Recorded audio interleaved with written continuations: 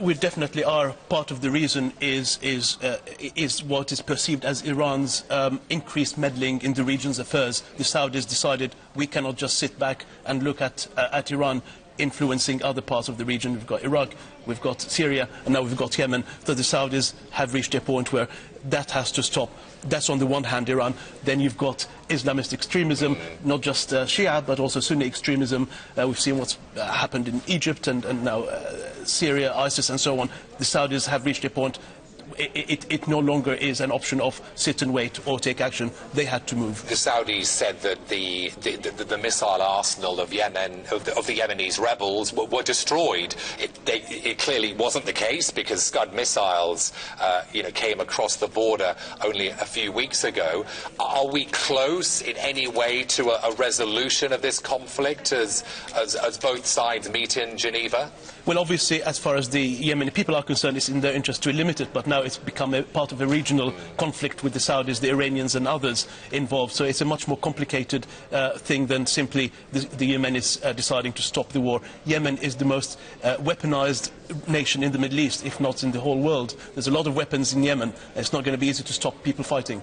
Yeah, and when it comes to Iran, we've got the nuclear talks possibly coming to a close, Ghanem, with the US-led powers at the end of June. How's that going to play into US-Saudi relationships in coming months? I think they'll maintain excellent relations with the US. Saudi is a very strong ally of the United States. Things will tense, become more and more tense as the US gets closer to Iran. The Saudis need reassurances that Iran will not have a nuclear weapon. If they do, then they want one.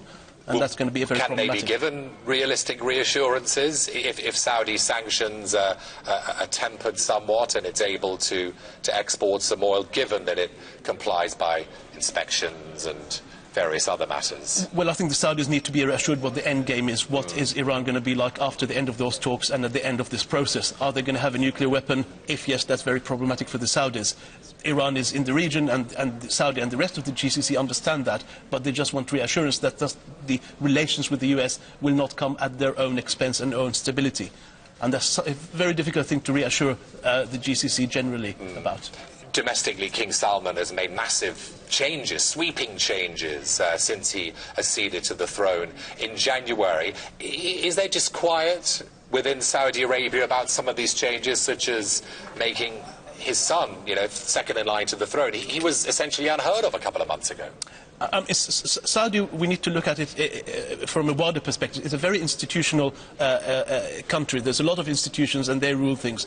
Yes, there is a lot of unhappiness about the division of roles within the royal family and within Saudi Arabia, but on the whole I think there is an overall unity in that they need to preserve the stability and unity of Saudi and Saudi government. So can the overall overriding question, Ghanem, can Saudi Arabia be the new military and political superpower within the Middle East? What do you think? Well, within the Middle East is big. We've got Israel, we've got potentially Iran. Saudi is obviously a main party in the Middle East. It can become a regional superpower, absolutely, with the rest of the GCC.